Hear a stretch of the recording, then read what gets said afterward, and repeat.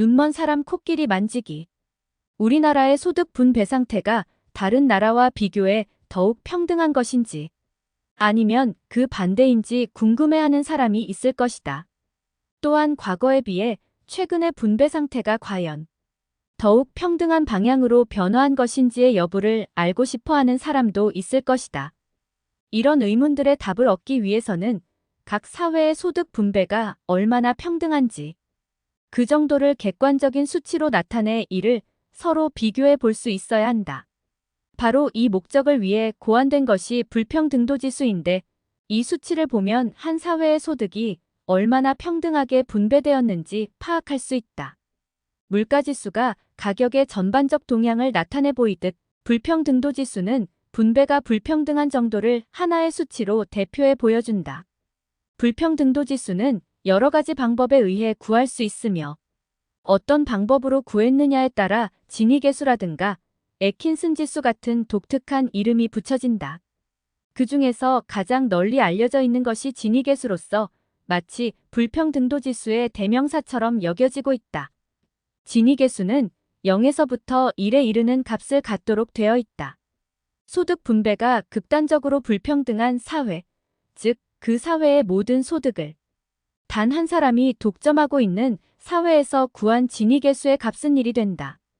반면에 모든 사람이 똑같이 소득을 나누어 갖고 있는 사회, 즉 가장 평등하다고 할 수 있는 사회에서 지니계수를 구해보면 0의 값이 나오게 된다. 어떤 한 사회를 대상으로 하여 구한 지니계수의 값이 0에 가깝게 나올수록 그 사회의 분배 상태는 평등하다고 평가할 수 있다. 우리나라의 2022년도 지니계수 값은 0.324로 나타나 있다. 1980년에 지니계수 값이 0.39였으니 그때에 비하면 분배 상태가 개선된 셈이다. 다른 나라에 대해 구한 지니계수를 살펴보면 우리나라보다 더 낮은 지니계수를 갖고 있는 경우가 그리 많지 않다. 분배가 워낙 불평등한 것으로 알려져 있는 라틴 아메리카는 물론 미국이나 영국 같은 선진국에서 구한 지니계수도 우리나라보다 더 큰 것을 볼 수 있다. 지니계수로만 평가해 볼 때 우리 사회의 소득 분배는 그동안 상당히 개선되어 왔으며 다른 나라에 비해서도 더욱 평등한 상태에 있다. 그럼에도 불구하고 막상 우리나라 사람들은 현실의 분배 상태에 대해 그다지 만족스러워하지 않는다. 여론조사 결과를 보면 평등한 분배의 실현이 언제나 가장 중요한 현안 과제 중 하나로 지적되고 있다. 일부에서 지적하듯 우리나라 사람들이 유달리 강한 평등의식을 갖고 있기 때문에 그 정도로는 만족하지 못하기 때문일까? 나는 결코 그렇지 않다고 생각한다. 사람들이 우리 사회의 소득 분배가 불평등하다고 느끼는 데는 분명히 나름대로 이유가 있을 것이다.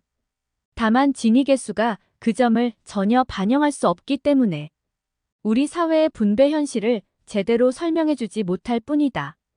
한 사회에 존재하는 불평등성은 여러 가지의 다양한 측면을 갖는 복합적인 현상이다. 지니계수는 그 중에서 오직 한 가지 측면에만 초점을 맞추어 불평등의 정도를 측정한다. 즉 다른 측면에는 전혀 개의치 않고 단지 부유한 사람과 가난한 사람의 소득에 얼마만큼의 격차가 있느냐에 의해서 불평등의 정도를 평가하는 것이다. 그러므로 지니계수에만 의존하여 불평등의 성격을 파악한다면 현실과 동떨어진 결론에 도달할 가능성이 크다.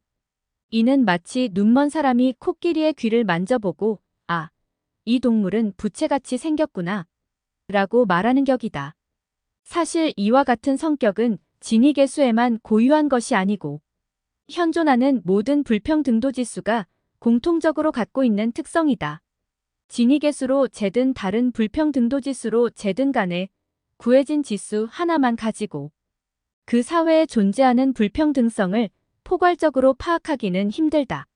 지니계수를 포함한 모든 불평등도지수는 문제의 본질적인 측면, 즉 도덕적 관점에서 본 분배 상태의 정당성을 전혀 평가할 수 없다는 한계를 갖고 있다. 분배 상태의 정당성은 결국 누가 어떤 과정을 거쳐 얼마나 큰 돈을 벌 수 있었느냐에 의해 평가된다.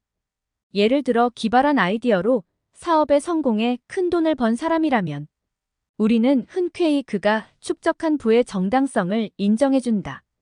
운동을 잘해, 노래를 잘 불러, 그리고 그림을 잘 그려 큰 돈을 번 사람에게도 박수를 보낸다.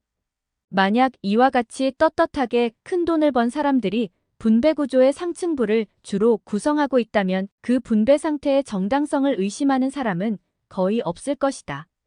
그러나 정부의 특혜에 힘입어 부를 축적한 사람이나 큰 재산을 상속받은 것도 아닌 공직자들이 그 속에 많이 끼어 있는 경우라면 정당성을 인정하기 힘들다. 공직자 재산 공개와 금융 및 토지 실명제 시행을 둘러싼 사회적 혼란을 통해 그 빙산의 일각이 드러났지만 우리 사회에는 떳떳하지 못한 부가 너무 많은 것이 고질적인 문제로 되어 있다. 만약 떳떳하게 번 돈이라면 자신의 이름으로 예금구좌를 열고 보유 토지를 등기하는 것 정도에 그토록 큰 거부 반응을 보일 필요가 없었을 것이다. 떳떳하지 못한 사람보다는 떳떳한 사람의 수가 훨씬 더 많을 것이 분명하나 몇 방울의 먹물이 물 전체를 검게 보이도록 만드는 법이다. 바로 이 떳떳하지 못한 부의 존재 때문에 사람들이 현실의 분배 상태를 정당하다고 보지 않는 것이다.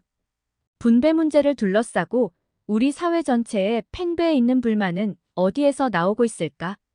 결국 분배 과정에 정당성이 결여되었다는 인식이 그 불만의 본질적 원인이었을 것이라고 생각한다. 그럼에도 불구하고 진위계수는 그 속성상 이와 같은 현실을 반영할 길을 전혀 갖지 못하고 있다. 진위계수에 의해 이 시점에 우리 사회에 존재하는 불평등성을 파악하고자 할 때 현실과 동떨어진 평가가 나오는 것은 당연한 일이라고 생각한다. 출처는 서울대 이준구 교수의 새 열린 경제학입니다.